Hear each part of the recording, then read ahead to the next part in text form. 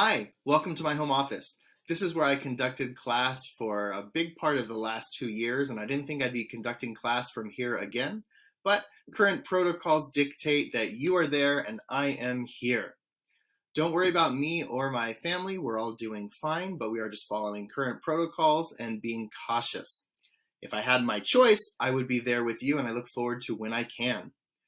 For those of you that are new to my class, welcome. Sorry that I'm not there to greet you, but I am Mr. Reiner. I am your teacher for this semester, and this is what I look like. Though if I was there in class with you, I would have a mask on, so I would look more like this, and this is what your teacher would look like. This week, we're going to be focusing on formal writing. We're going to talk about how to have clear communication in the things that you write and read, and how to really strengthen what you have to say to make sure that your ideas get across. You should have in front of you a page that is titled Writing Notes, Habits to Break, and hopefully you did fill in the table of contents with today's date as well as the title. If I were you, I would add thesis and topic statement to the column that says important content, but as always, you can add whatever you want to important content. This is stuff that's going to carry on throughout the rest of the year in your writing, and we're going to be focusing a lot on it this week. So hopefully you have in front of you the Writing Notes Habits to Break page, as well as a pen or pencil and a highlighter. Fortunately, a lot of this is filled in, but we are going to make some notes on here. So the reason I call this Habits to Break is because these are a lot of things that students come into my class with in 8th grade that they need to kind of get out of their system. A lot of these things are things that had a place when you guys were younger and you were starting to write. Now, given that you had about half the content last year of that you normally would in school, probably a lot of these habits are even going to be harder to break and more ingrained to you. So this is going to be a bit challenging. Some of these things are going to seem kind of foreign because they're things you're used to doing. But this is how I'm going to help prepare you for high school writing, not to mention writing for this semester in my class. The top says the point is to get something in their brain, meaning the reader, not just something on the page. When you're writing, you should not be focusing on filling up a page. You should be focusing on what to actually say. People can write a whole big paragraph and not really say anything. This happens a lot in social media comments. It happens a lot in discussion where somebody is just putting words on the page or on the screen and they're not actually saying anything. I do have a note underneath that says these apply to writing formal essays, not narratives, speeches, warm-ups, or letters to anybody. So when I say formal writing, I'm talking about the kind of thing that would be published. That'll be essays, what you traditionally know of as essays. These things don't necessarily apply to free writing like warm-ups or letters to anybody, or a novel. If you were writing a story, these would not apply to that either. This is for formal, informative writing. The first thing is going to probably be one of the hardest things to break, which is don't write in first person. Try not to say I or me unless the essay is specifically about you. Now, we only did 2 writing assignments last semester because of time. Both of them were in first person. That's fine. One was a narrative and one was specifically about you. Generally speaking, things like news stories or reports or sales things you may need to write for your future employers, those things are not in first person because those are supposed to be informative, giving information.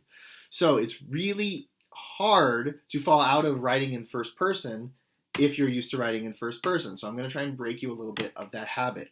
For example, I've got 2 sentences here. The first one says, I think that Lincoln was the most important president in history. Now, if you're writing an essay that says, who is the most important president in history, don't say I think.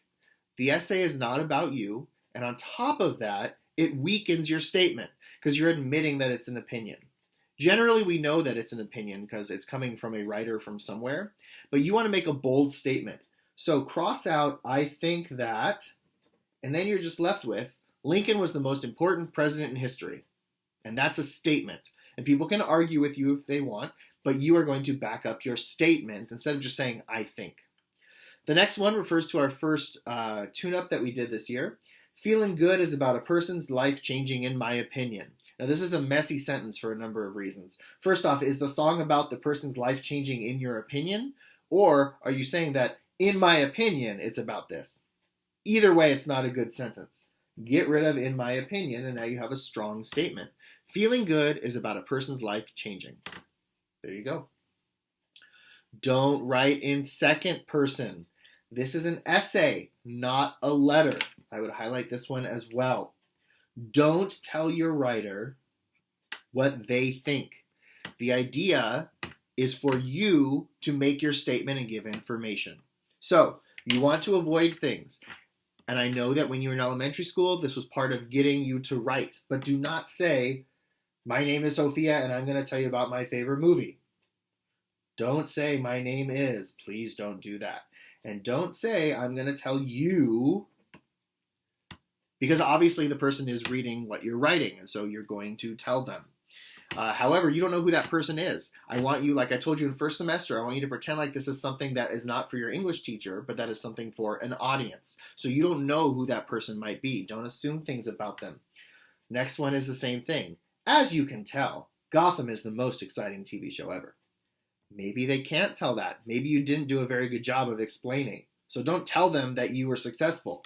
Just make your statement. It's very similar to the previous note. Like you showed us, I get this a lot in essays. But if I'm sharing this essay with somebody else, I say, "This is a great essay," and I pass it to someone.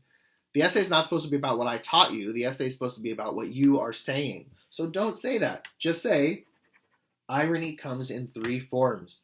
And notice that these last two, just like the two at the top, they're much stronger statements now once we get rid of first and second person. The next one's going to be a little controversial because a lot of you have had it hammered into your head since you first started writing for school that asking a question is a good hook. It is not a good hook. It gives your reader a chance to kind of dismiss what you're saying. You're asking them a question, and if they just have the answer no, they're not going to read ahead. That's not the point. So I want you to try to avoid asking questions. Additionally, when you ask a question, it's technically in second person. Even if you don't use the word "you," you still are asking the person, "What do you think?" So a better thing to do is try to give them something interesting to pay attention to so that they're the ones asking the question. They want to know more and they want to read more. You don't see anything from a newspaper to a magazine to a news report to a report for science that starts off with a question. In fact, in science, you probably are used to studying things that have hypothesis, where the writer makes their guess first instead of asking, "What does anyone else think?" You really only see questions at the start of some novels, some short stories, and kind of tabloid gossipy websites. So avoid asking questions. That's not a good hook. So don't start with a question. In fact, avoid writing questions at all. Your goal is to present your ideas and give your reader something to think about. A better hook would make use of facts, humor, a quote, or suspense. Make the reader ask the question. Make them curious about what you have to say and want to read and continue on to find out. So, for example, have you ever wondered about how penicillin was discovered? Somebody may have never cared about how penicillin was discovered, so their answer to this question would be no, and then they don't read on. Did you know that 3,000 people died of mustard allergies yesterday? No, I didn't know that, but now I know it, so see you later. Neither one of these questions as a hook, and most questions as a hook, do not get the reader's attention to read ahead. However, here's a good hook. Penicillin, one of science's most important discoveries, was created on accident. That gets the reader's attention. A super important discovery being discovered on accident? I want to read and know more. How did that happen? What was the accident? Now the reader is asking you questions instead of vice versa. The next two things are going to be very important. I'm going to test you on them. We're going to come back to these ideas over and over and over again. And I'm sorry that in some cases you may have heard these things called something else in previous years, but I will tell you that going into high school, and if you write for college or if you write just for your own, the terms that I'm going to use with you are the more traditional terms that are going to be used beyond just 8th grade. These things are going to be important, not just in my class, but beyond. And if you're writing online, it's going to help. If you're trying to make a strong statement or say anything informative. The first one is that a thesis is a strong, clear statement that tells what the whole essay is about. It is a sentence somewhere in the introduction. I don't care if it's at the beginning, at the end, or the middle of the introduction, but it needs to be somewhere in the introduction. It answers the question, what is this essay about? And at the bottom I say if you're analyzing something such as a story, poem, or book, name it in the thesis. So here's the key concept. Somewhere in the introduction is a single sentence that tells what the whole essay is about. It answers the question, what is this essay about? So these examples up at the top of the page, Lincoln was the most important president in history. That's a good thesis. Feeling good is about a person's life changing. That's a good one, except to make it better, I would include Feeling Good by Nina Simone is about a person's life changing. That's a good thesis. Gotham is the most exciting TV show ever. Irony comes in 3 forms. Those are all good theses. They tell what the whole essay is about, answers that question by being, in the introduction, that's a thesis. The next one is a topic sentence tells what the paragraph is about. It does have to be the first sentence in the body paragraph. It supports and explains the thesis. So if my thesis is Lincoln was the most important president in history, that would be the introduction. My first body paragraph would be a reason. President Lincoln was instrumental in freeing the slaves. What's your essay about? Lincoln was the most important president in history. Why? President Lincoln was instrumental in freeing the slaves. I'm also going to add that a quote is not a topic sentence. Don't start a paragraph by saying, slavery is a terrible thing. Abraham Lincoln said this when. That's not a topic sentence, because that doesn't support. That's just a quote. You should flip those two. Lincoln was the most important president in history. Why? Lincoln was instrumental in freeing the slaves. He said slavery is a terrible thing, and then that's how you support in your body paragraph. So a quote is not a topic sentence.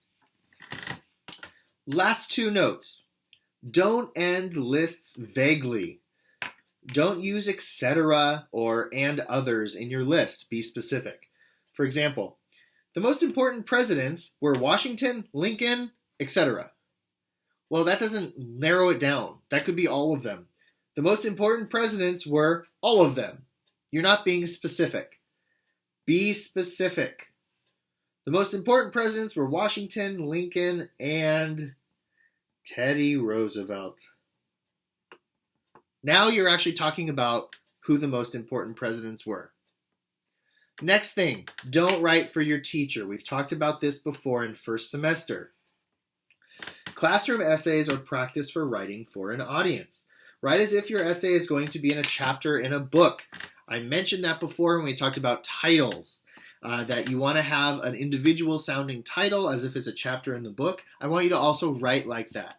Don't assume that your reader has no idea what the essay is about.